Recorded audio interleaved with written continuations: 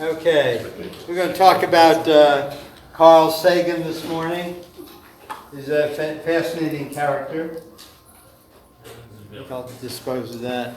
Oh, we got a real crowd here this morning. Can you all hear me okay? Yes. Yep. Okay. The primary thing about Carl was he never won a Nobel Prize. He did a lot of useful, very interesting things, worked a lot with NASA. But he popularized astronomy. He brought it to the attention of a lot of people.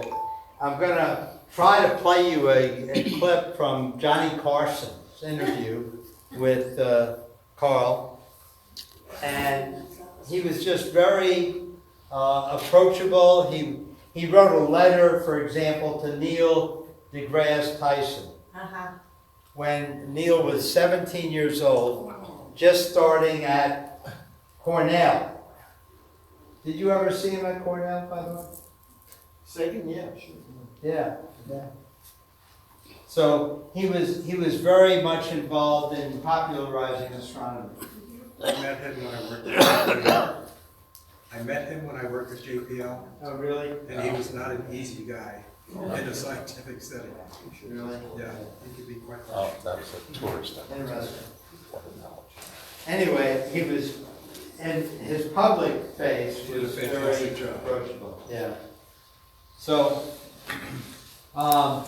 he became very much involved, and we're going to talk a lot about astrobiology, the development of intelligence, the search for extraterrestrial intelligence. He was involved with that. He was very much concerned with the environment, and he, in his interview, will talk a little bit about that. So he's an interesting guy to look at, and I've tried to pick some different things in the outline.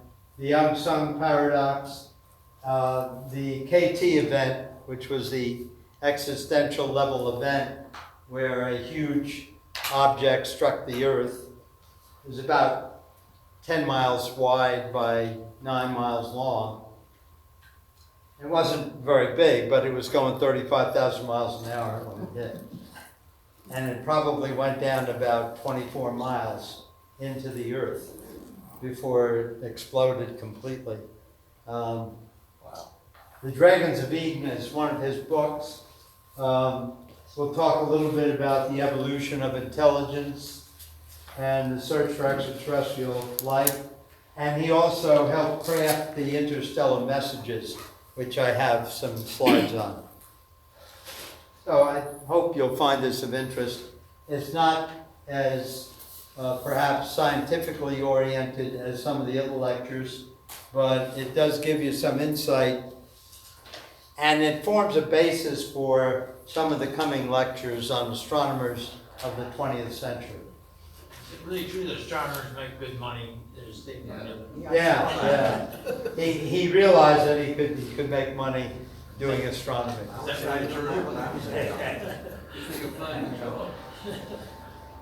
Science, right now is under considerable attack from many quarters, losing funding, and not only in astronomy, but in the biological sciences, and NIH, and the physical sciences.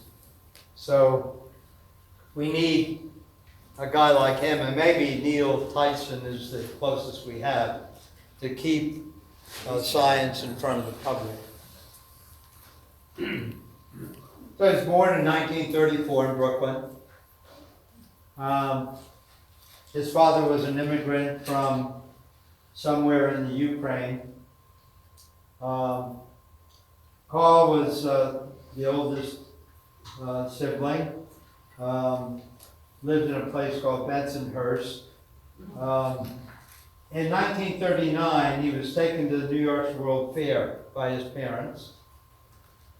And he was so impressed by different exhibits that he was able to recall them later in life.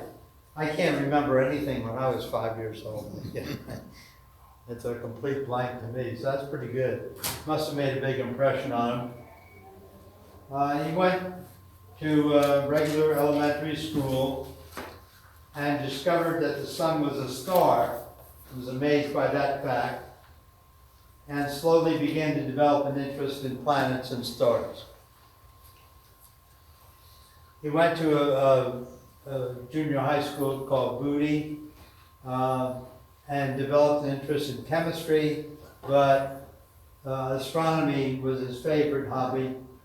They moved to New Jersey in '48, went to Broadway High School, entered the University of Chicago for undergraduate study, and that was in 1954.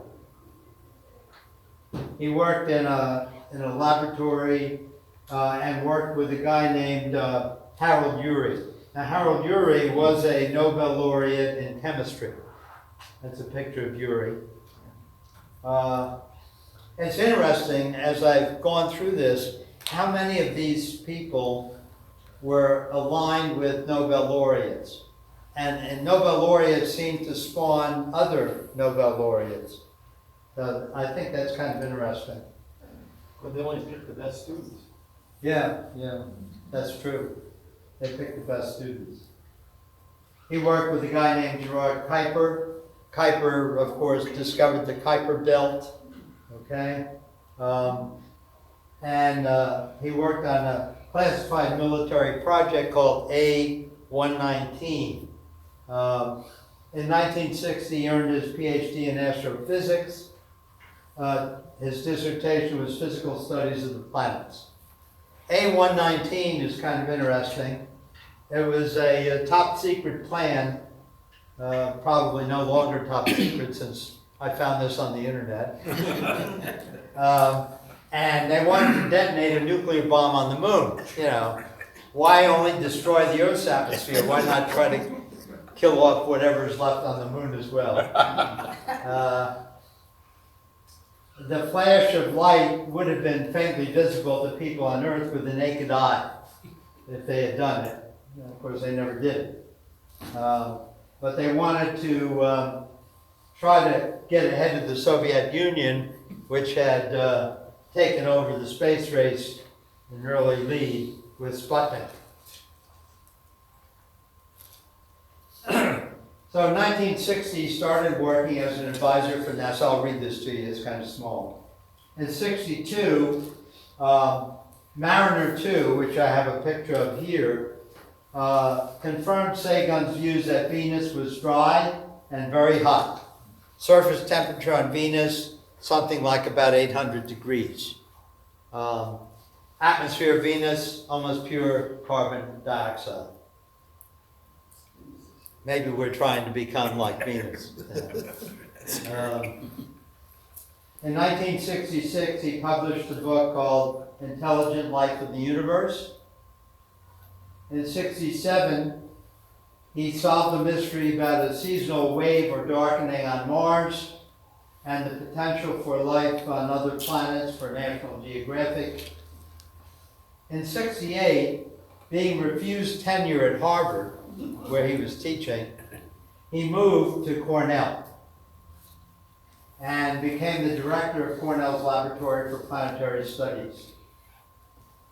In '71, working with NASA, he helped design the Pioneer plaques, which I have a picture of later. In '72, he became the associate director of the Center for Radiophysics and Space Research at Cornell. In '74, he participated in the design of the Arecibo message that was sent into space. It was a radio message. It's still moving out there. Something like 30,000 light years away now or something. In 1975, Sagan decided to test the capacity of television to bring science to a mass audience. And in '76, he became a founding member of something called the Committee for the Scientific Investigation of Claims of the Paranormal. And he also helped design the Voyager recording. So I put this up for Ghostbusters. Because that was one of the things they looked at, actually. Here's a copy of the letter he wrote to Neil Tyson. It's dated November 12, 1975.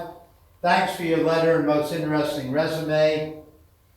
I was especially glad to see that for a career in astronomy, you intend to do your undergraduate work in physics. In this way, you will acquire the essential tools for a wide range of subsequent astronomical endeavors. I would guess from your resume that your interests in astronomy are sufficiently deep and your mathematical and physical background sufficiently strong that we could probably engage you in real astronomical research during your undergraduate career here at Cornell, if the possibility interests you. For example, we hope to be bringing back to Ithaca in late calendar year 76 an enormous array of Viking data on Mars, both from the orbiters and from the landers. I would be delighted to meet with you when you visit Ithaca. Please try and give me as much advance notice of the date as you can, because my travel schedule is quite hectic right now, and I really would like to be in Ithaca when you drop by. All good wishes, Carl Sagan. And in fact, he was there. He met with 17-year-old Neil Tyson.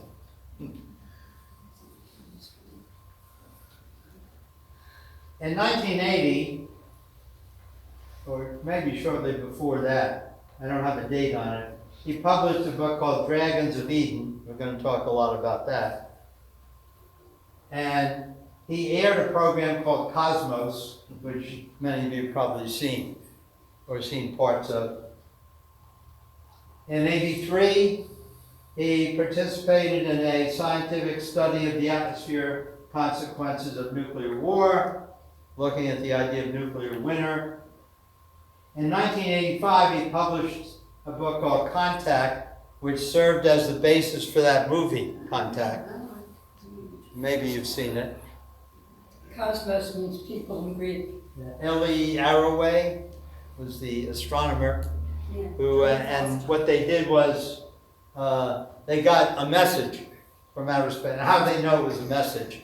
Well, as Carl will explain in his interview with Johnny Carson, I think it was the interview, but somewhere I saw this. They're looking, CETI is looking, the search for extraterrestrial intelligence is looking for a pattern that would not occur in nature. Okay? So natural patterns tend to be random. So they're looking for some kind of a repetitive pattern in the signals that are coming to us from space. And they look at different areas of space, they look at different sectors.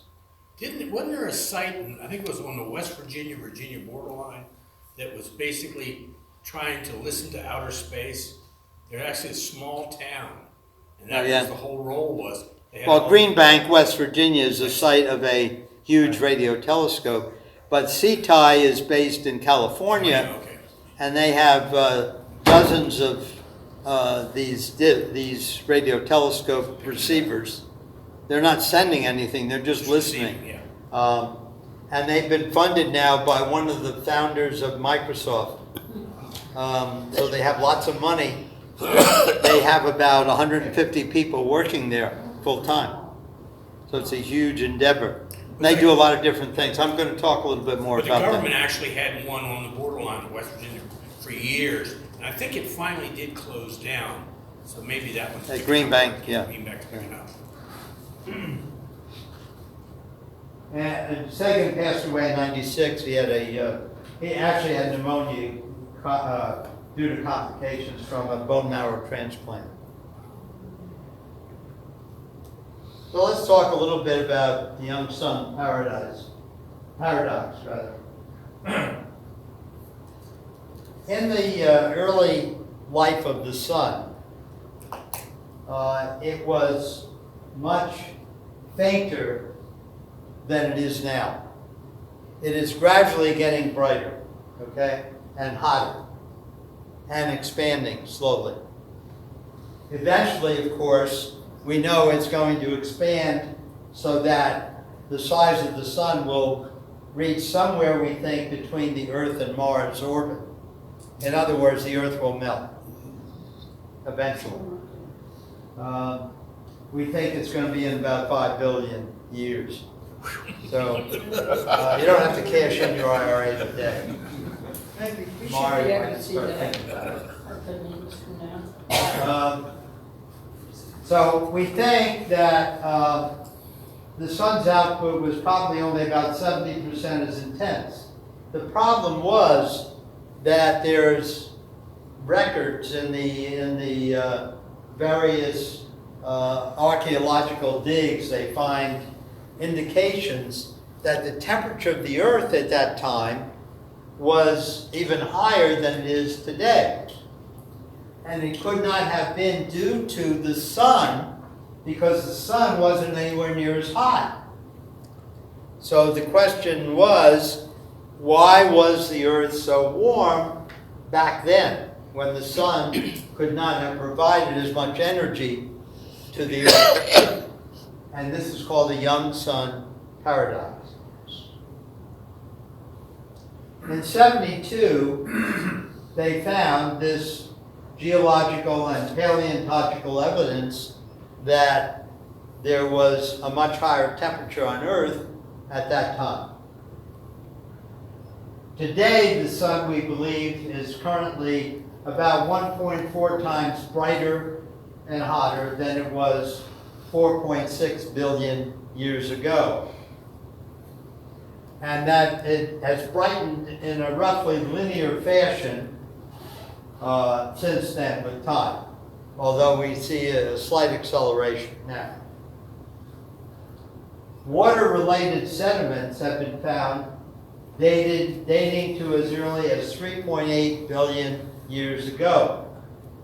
The required surface temperature for liquid water, which then must have existed at that time, has implications for how scientists understand the evolution of early life forms. And early life forms have been dated from as early as 3.5 billion years ago.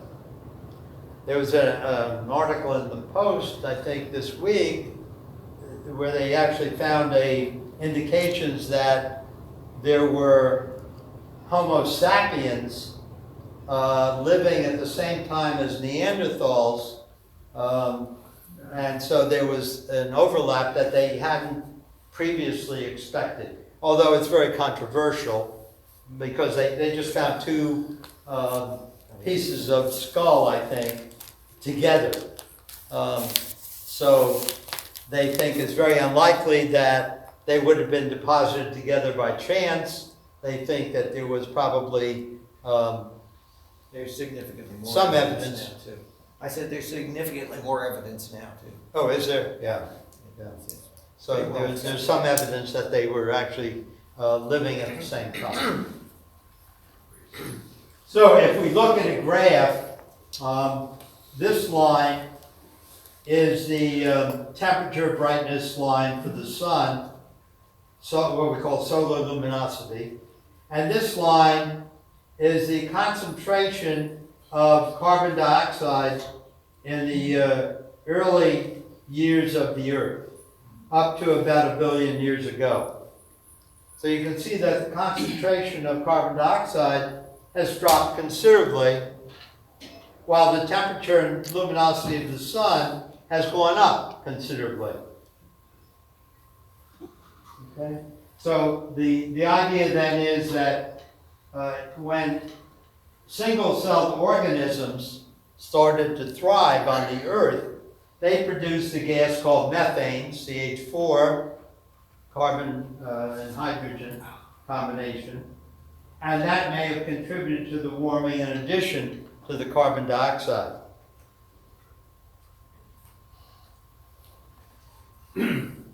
So there have been, I think, 5 mass extinctions in the history of the Earth.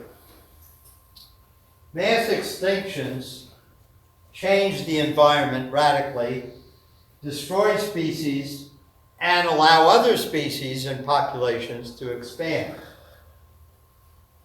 Changing environments can lead to the evolution of intelligence by increasing the difficulties and challenges of survival. just the mere fact of getting food and water can produce a need for expanding intelligence.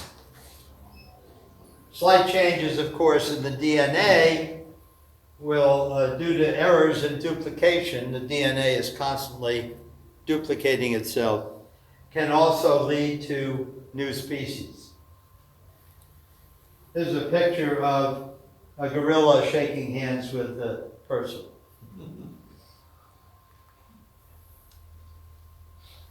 So these are the 5 mass extinctions on the Earth. I'll read this to you, it's kind of small. And this, by the way, is a picture of a sea creature that existed before the mass extinction that ended the Cretaceous period, called the KT event that we're going to talk about.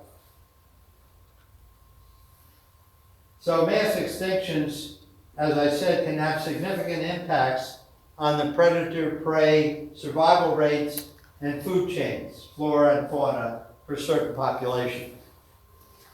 The KT event, first of all, resulted in a global rain of rocks. Okay? That was the global effect, because when this thing burrowed itself 24 miles into the earth, it threw out tremendous amounts of material, rocks and boulders, and some of them were thrown out with such velocity and force that they actually escaped from the earth. They went into space. Some went into orbit. And most of them came down somewhere else on the surface of the earth. Where did it land? Here. Where did it land? And the Yucatan Peninsula. I have a map. Yeah, yeah. Chicxulub, something like that. How do you pronounce this? Gulf of Mexico. The other effect was that the atmosphere itself got very warm. There was a lot of energy, a lot of heat. And because of the tremendous clouds of dust and gas that were thrown into the atmosphere, there was an eventual global winter. The sun's rays were blocked almost completely, got very dark, constantly dark, and so the temperature became very low. Locally, or around the Yucatan, there were tsunamis, okay? Earthquakes and tsunamis, but that was a more localized effect and not global. A wide range of species perished in this KT event. The best known extinction are the non-avian dinosaurs, the ones that couldn't fly, okay? The ones that were not birds.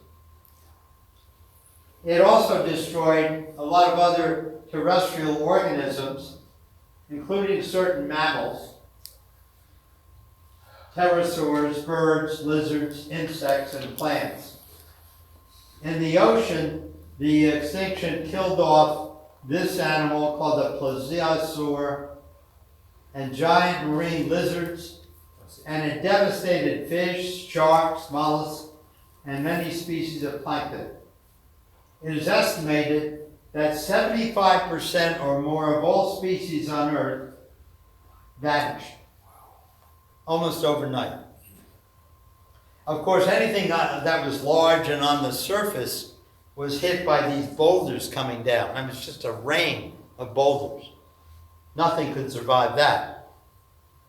What did survive were animals that burrowed underneath the surface of the earth, or animals that were very deep in the oceans. Okay? And among those were small mammals. That's why we're here today. But how is it that the avian dinosaurs survived? Well, they could They fly. didn't burrow. Yeah, so they could avoid some of the rocks that were coming down, get above them. But there was more to it surviving than just avoiding the rocks. Yeah. Okay. Food, it was a food problem, but, Yeah. apparently some birds did survive, I think okay? the problem with the rocks is they also heat up, they were meteorites essentially. Yeah, they were So hot. they got hot, Yeah. so they heated the atmosphere back up again. Right, right. And It was a tremendously impactful event. And somewhere I read that some of the tsunamis were like 1,500 feet high. They just swoop up and all the way up to almost north of Minnesota, North Dakota. They just swoop up from the Gulf. Really, Just that huge. far, yeah.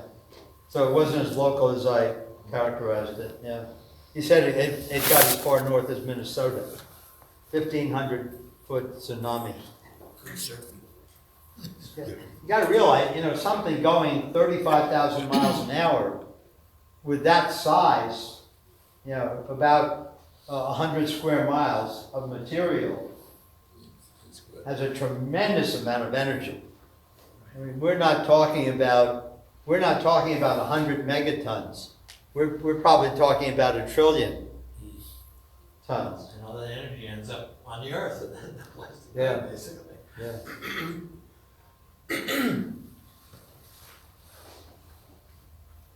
We see evidence of this event in the geological record. It turns out that there's a thin layer of sediment called the KPG boundary. And the boundary plate shows high levels of a metal called iridium. Now, iridium is very rare in the Earth's crust, but it's very common in asteroids. So we think that what hit the Earth came from the asteroid belt, okay, and had this iridium in it.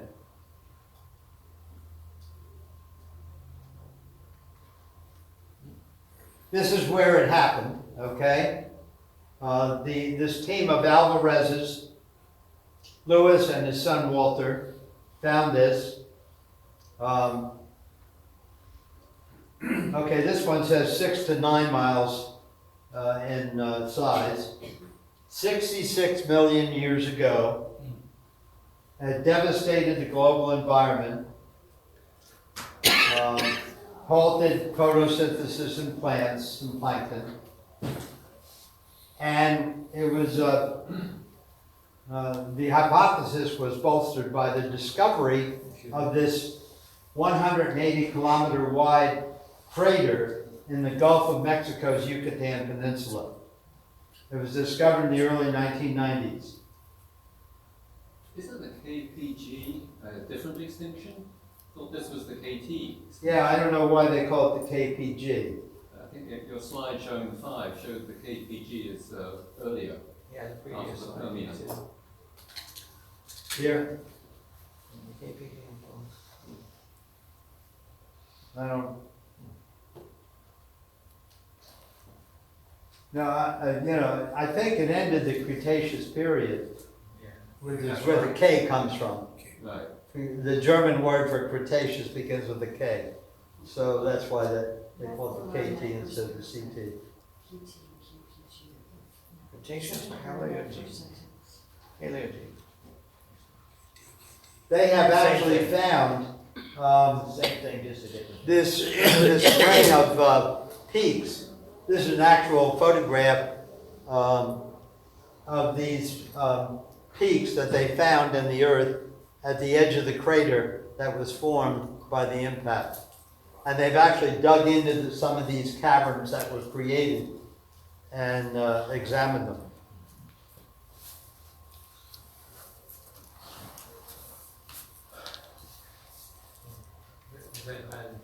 So now we have to consider the effect of mass extinction on evolution. Okay. The idea is that when there are mass extinctions, the general pattern of evolution changes. Now, the KT event killed off the highly successful dinosaurs. They've been around for hundreds of millions of years, okay? And they had no trouble finding food. They ate small mammals, other dinosaurs, of course. Some dinosaurs were plant eaters, some were meat eaters. So the meat eaters, obviously, in a pinch, they would go for the plant eaters. Remember that, vegetarians. So the question is the direction of evolution random with unpredictable changes of direction at each mass extinction? And would the Earth never have evolved a species intelligent enough to ask about its origins without the KT event? So the theory is that when the dinosaurs were extinguished, maybe in the first week after the impact of the KT event, there were no predators to eat the mammals. And the mammals that had burrowed underground came out and eventually began to evolve in their search for food, began to evolve higher levels of intelligence. And here we are. And if the dinosaurs had not been extinguished, the mammals would never have been able to survive and thrive. They survived to some extent, but they were the food supply for the dinosaurs. So the question is the evolution of similar intelligence elsewhere determined by rolling the dice in the same way? And there's considerable debate over the answers. Does evolution take the same path, more or less, given the same conditions, or is the path largely random? So there's something that is called convergent evolution that we have to consider. Similar features in different animals often arise because they have evolved from a feature in a common ancestor. An example is the forelimb of mammals. Okay? The figure to the right here compares the wing of a pterodactyl, a flying reptile, a bird, and a bat. A bat is a mammal. These structures appear to originate independently, both because they are from quite different classes of animal and from examining their details. In the pterodactyl, the wing membrane is supported by the fifth finger of the forelimb, in the bird by the second finger, and in the bat by the third, fourth, and fifth fingers. All three structures evolved from the forelimbs of the ancestors of these animals, but evidently along different routes. The problems of flying for large animals, larger than insects, are the same, independent of the animal. Though the variety of solutions is limited, and all three of the flyers to the right evolved nearly identical ones. This process is known as convergent evolution. So this is the pterodactyl, this is the bird, this is the bat, and this is the human. I've tried to fly, but I haven't. So we came from the dinosaurs. I thought we came from Africa. So this is the book that Carl Sagan wrote. One of the books that he wrote. He actually published over 600 papers, and I think he was either the author or co-author of about 20 books. He was a very prolific writer. The best measure of intelligence in an organism is not the mass of the brain, but the ratio of the mass of the brain to the total mass of the organism. So a big brain by itself doesn't necessarily mean or indicate intelligence.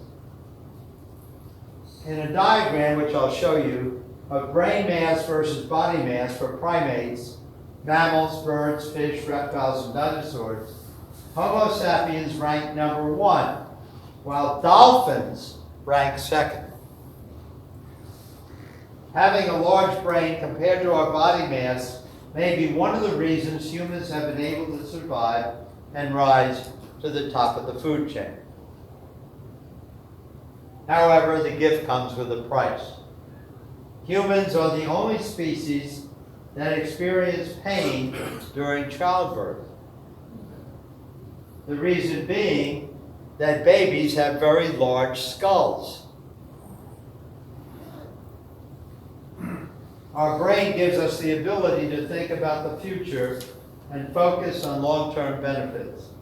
But we get a lot of anxiety from it and about thinking about our inevitable end. We gotta feed it a lot too, it takes a lot of energy. Yeah.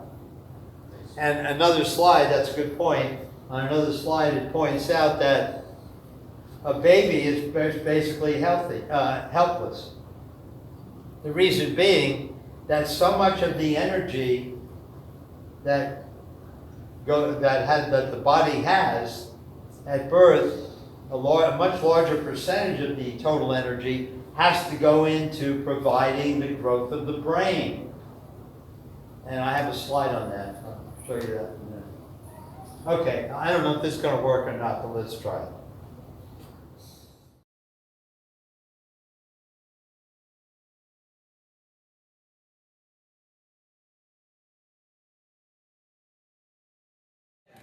You can find, by the way, a lot of interviews with Sagan on the internet. He's all over it. How come he wasn't famous while he was alive? He was very good. He was. He was probably the most recognizable scientist.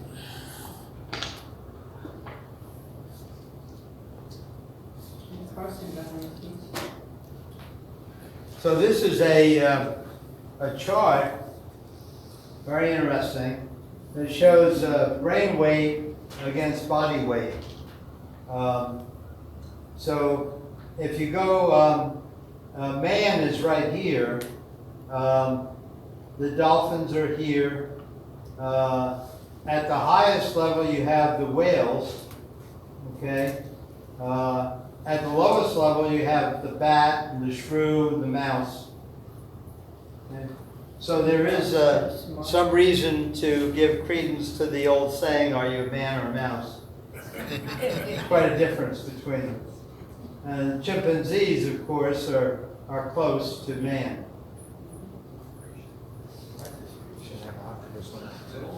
When following the KT event, South America was isolated from other large landmasses, and a large flightless bird called the Forus racos evolved to become the dominant predator. These creatures were 6 to 10 feet tall. There's a picture of artist's rendition, obviously, of one. Occasionally, evolution, however, does not converge to similar solutions. At the same time as that bird existed, in the merged continents of Africa, Europe, Asia, and North America at that time, large cats were the dominant predators, such as this saber-toothed tiger called the Smilodon, that ruled North America. They were about 5 feet long and 3 feet high. When plate motions carried South America into contact with North America, the cats invaded and took over the top spot. So they feasted on these birds. The birds came into North America, but they eventually became extinct. And eventually the saber-tooths also died out, but large cats remained the most powerful predators in both North and South America. So we reach a wishy-washy conclusion. Mass extinctions and other major challenges to evolution frequently lead to similar solutions. That's called convergent evolution, starting from dissimilar organisms. But there are also examples where such events set things off in a new and different direction in a somewhat random fashion. Still, it is generally agreed that evolution proceeds in a generally predictable path, and that it makes sense to consider something as fundamental as the emergence of intelligence as nearly inevitable.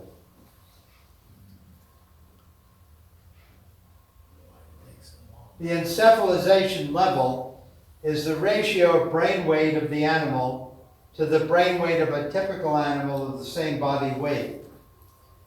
It is related to animals of different weights. So if you look at the chart, Homo sapiens is at the highest encephalization level.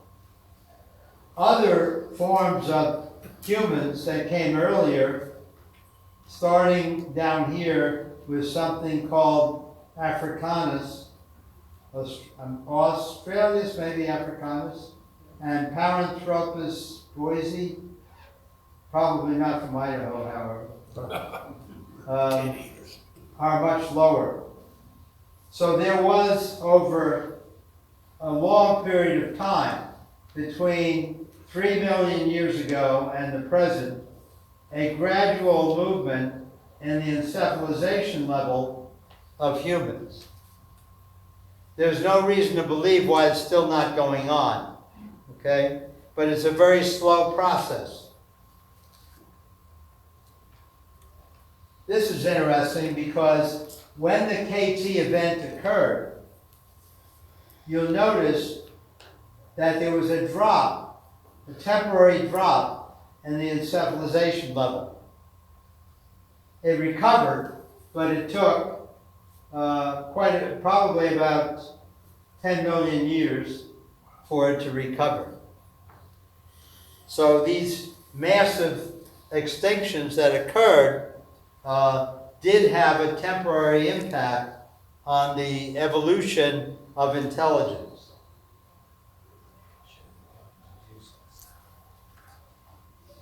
Our brains take huge resources to maintain. About 25% of the energy expended by your body keeps your brain going. In addition, large thinking brains make many demands on the species. To produce the energy to support the brain, first of all, the animal needs to be warm-blooded, hence very active in finding food and consuming it for delivery to the brain and the parts of the body that are used to find more food. The brain needs to be presented with constant challenges. So the smarter members have an advantage in adapting and surviving. And that results in an overall improvement in the intelligence of the species. Is it better if you have a young child who has some kind of problem, maybe with a puzzle, is it better to solve the problem for him, or is it better to let him solve it himself? Let him solve Or maybe himself. give him a little hint and let him go? Let him solve it himself. Probably the second. Yeah. Warm-blooded infants cannot protect themselves from the cold, so there must be active parenting while they grow. Brains like ours cannot be programmed quickly. The animal needs to extend the parenting period for a very long time to teach the child all the things needed for it to make full use of its powerful brain. The encephalization of warm-blooded animals, birds and mammals, is systematically nearly 10 times higher than that of reptiles, amphibians, and typical fish, other cold-blooded animals. The exception to this rule for sharks. They have by far the highest encephalization of the fish, probably as a result of the challenges imposed by being such effective predators. Similarly, killer whales have huge brains, up to 15 pounds.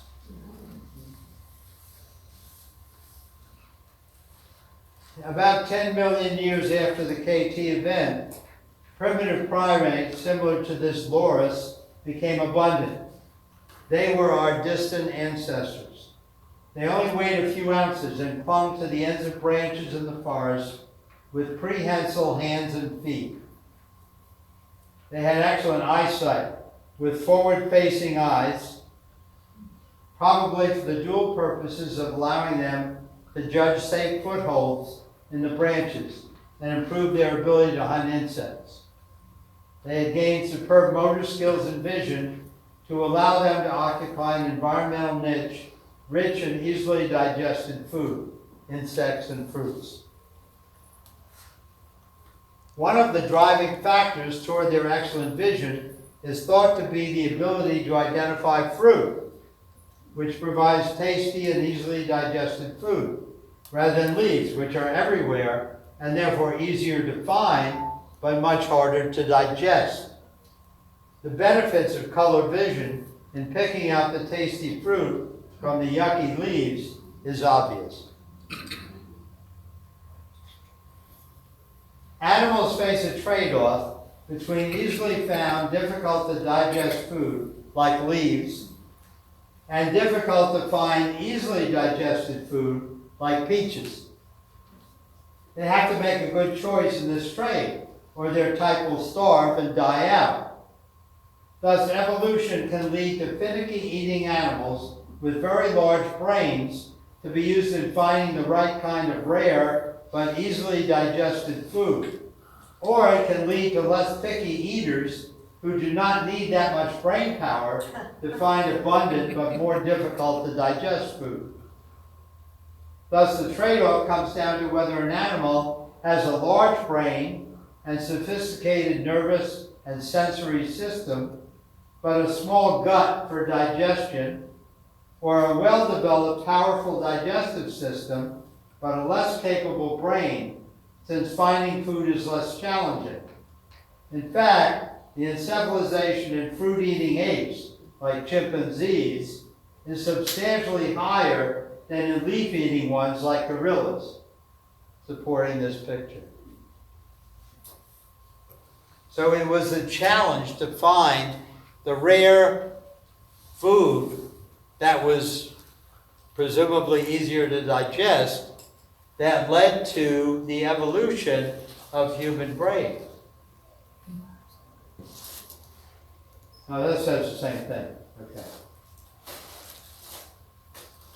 It appears that roughly successful errors in DNA replication that survive to create modified species occur at very nearly a constant rate. There is just over a 1% difference in DNA between humans and chimpanzees or gorillas. 1%. So we're nearly 99% the same as them. We conclude that all three species, humans, chimpanzees, and gorillas, separated and began independent evolution from a common ancestor about 5 million years ago.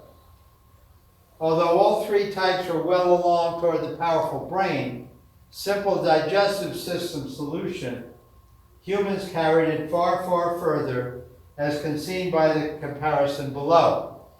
This is the chimpanzee brain, and this is the human brain. Big difference in size and mass, and therefore weight.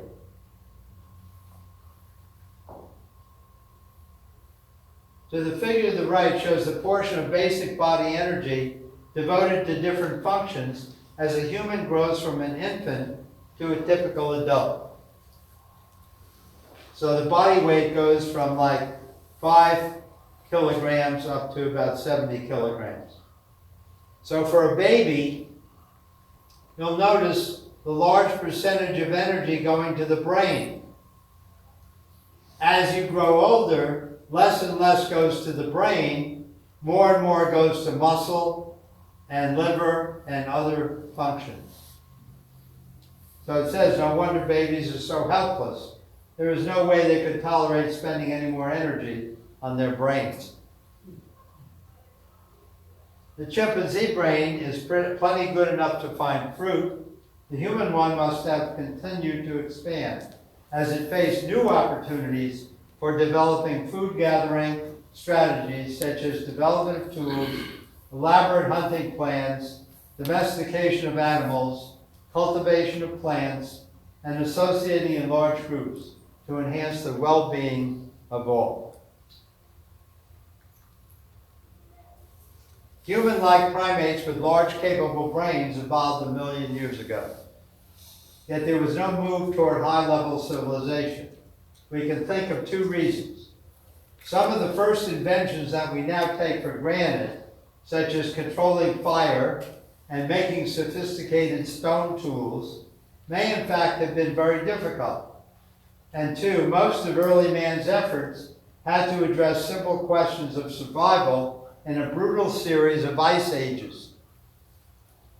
It is surely no coincidence that the first cities and major advances in civilization that accompanied them were 6,000 to 8,000 years ago, very recent comparatively, not long after we entered the current phase of mild weather from the last ice age.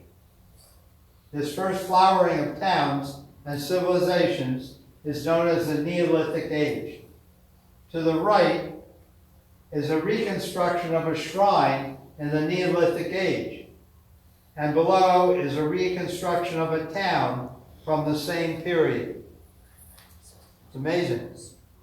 I mean, this looks like a Motel 6, right?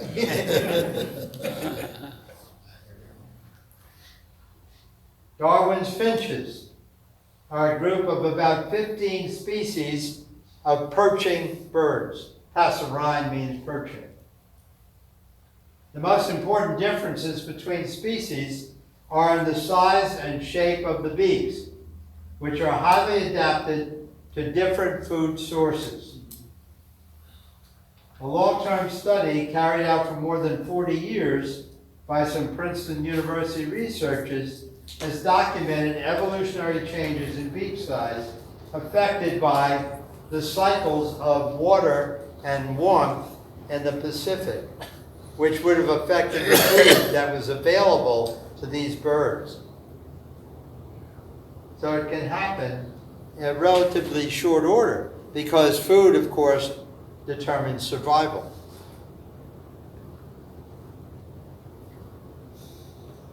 Okay, so I already said this.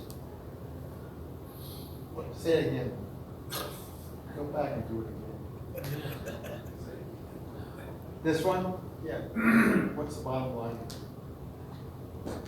Okay. It makes sense to consider something as fundamental as the emergence of intelligence as nearly inevitable.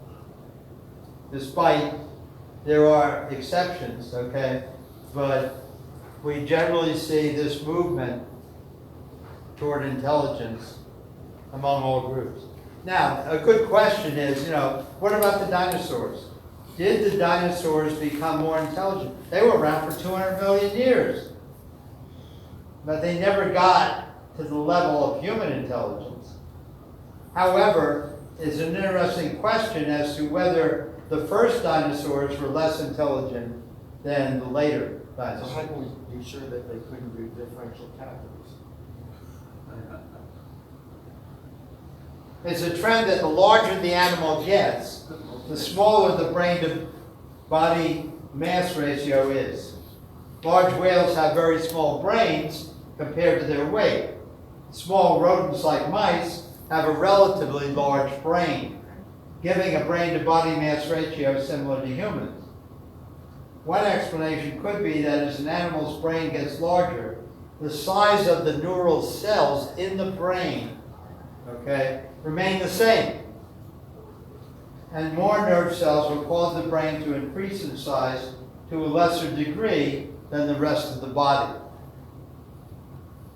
Okay? It has been argued that the animal's ecological niche, rather than its evolutionary family, is the main determinant of its encephalization factor. I was going to say that they've had trouble explaining how capable birds are. They're able to migrate, build nests, and yet they have tiny brains.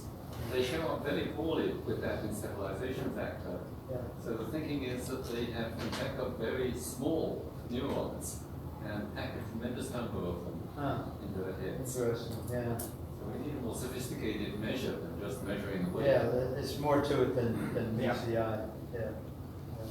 Absolutely.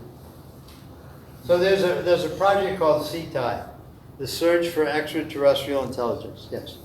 The size of human eyes and the size of the eyes of elephant almost same. Really? Okay, I'll repeat that if you didn't hear it. he said that the size of a human eye and the size of an elephant eye are virtually the same. That's interesting. Yeah. So the size of certain parts of the body, like neurons and eyes, may not correspond to the overall size of the body. So there's a project called CETI, the Search for Extraterrestrial Intelligence. These CETI tries to answer the questions: what is life? How does it begin? Are we alone? So it's more than just a search for information, signals from space. And as I said before, they employ more than, it says here, 130 scientists, educators, and administrative staff. There is, as part of CETI, the Carl Sagan Center for Research, which brings together all the scientific research at the Institute. It is home to more than 75 scientists. The CSE conducts grant-funded research across nearly all branches of science, addressing researching questions around the development of life, where else in the universe it exists, and how we might find it. These are the 6 core research divisions in the Carl Sagan Center: astronomy and astrophysics, exoplanets, planets beyond the solar system, astrobiology, life in the solar system and beyond, climate and geoscience, planetary exploration, and the search for extraterrestrial intelligence. Sagan assembled the first physical message that was sent into space. A gold-plated plaque attached to the space probes Pioneer 10, Pioneer 11 in 72, also carrying another copy of the plaque, was launched the following, Pioneer 10 was launched in 72. Pioneer 11 was launched the following year. They had identical plaques.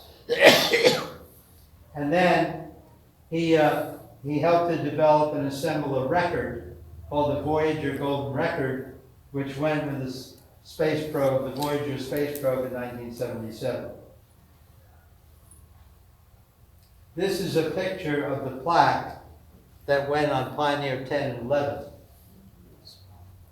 It shows a transition of a neutral hydrogen atom, figures of a man and woman, the relative position of the sun to the center of the galaxy, and 14 known pulsars, pulsing stars, okay, which we'll talk about in a future lecture in more detail. The solar system showing the Earth, okay, as the origin of the spacecraft and a silhouette of the spacecraft, of which there's another one here behind the figures of the people. If you got that, what would you make of it? Pornography. I had a friend who wrote to Carl Sagan and complained that the people were not shown as standing on the ground. It looked like they were levitating. Yeah. And he actually got a letter back from Carl Sagan. We'll fix that for next time. Yeah. Well, it's a relative scale, how big people are compared to the Voyager. So the golden records on the Voyagers, the 12-inch gold-plated copper disc, which has sounds and images selected to portray the diversity of life and culture on Earth. It's designed to be played at 16 2/3 revolutions per minute. They don't even have 33 1/3 yet? Come on. Should have sent a photograph with it. It has a spoken greetings, beginning with Akkadian, which was spoken in Sumer about 6,000 years ago, and ends with Wu, a modern Chinese dialect. Following the section on the sounds of Earth, there is an eclectic 90-minute selection of music, including both Eastern and Western classics and a variety of ethnic music. Once the Voyager spacecraft leave the solar system by 1990, both of them were beyond the orbit of Pluto, they will find themselves in empty space. It will be 40,000 years before they make a close approach to any other planetary system. As Carl Sagan has noted, the spacecraft will be encountered and the record played only if there are advanced spacefaring civilizations in interstellar space. But the launching of this bottle into the cosmic ocean says something very hopeful about life on this planet. The contents of the record were selected by NASA by a committee chaired by Carl Sagan. Dr. Sagan and associates assembled 115 images and a variety of natural sounds, such as those made by surf, wind and thunder, birds, whales, and other animals. To this, they added musical selections from different cultures and eras and spoken greetings from the Earth people in 55 languages and printed messages from President Carter and UN Secretary General Waldheim. Each record is encased in a protective aluminum jacket together with a cartridge and needle. Instructions in symbolic language explain the origin of the spacecraft and indicate how the record is to be played. The 115 images are encoded in analog form. This is amazing. I know you can't read it. It's a list of the music that's on here. Now, one that I want to point out in particular is Johnny Be Good by Chuck Berry. So you can imagine if this is the first thing that they happen to get, would they understand anything about us? 40,000 years record. Records will be outdated for them too, so. I tried to play it, but it didn't work. Don't worry about playing They it. don't want to mix with us, so I'm wondering why we're so stupid. I mean, they really don't want to get us down that low. In summary, there is a delicate balance between the luminosity of the sun, the amount of carbon dioxide in the atmosphere, and methane. In the past, when luminosity has risen, carbon dioxide has dropped. Today, luminosity is rising, and so is carbon dioxide and methane. Challenges to survival and environmental changes have promoted the emergence of intelligence. Okay? If life on Earth had been easy, if food had been plentiful in whatever form, we might never have evolved to the level of intelligence that we have now. These conditions of challenge and change are always present. So the emergence of intelligence is considered to be inevitable. And intelligent life must exist elsewhere in the cosmos. It can't all be very easy. Every one of us is in the cosmic perspective, precious. If a human disagrees with you, let him live. In 100 billion galaxies, you will not find another. Carl Sagan. I hope I've given you some insight into what he did and his contribution to the popularization, really, of astronomy. Any questions or comments? So it was good you had trouble bringing up the slideshow at the beginning. That was a good challenge. Yes. You notice I immediately gave up and called. Thank you very much. Have a great week.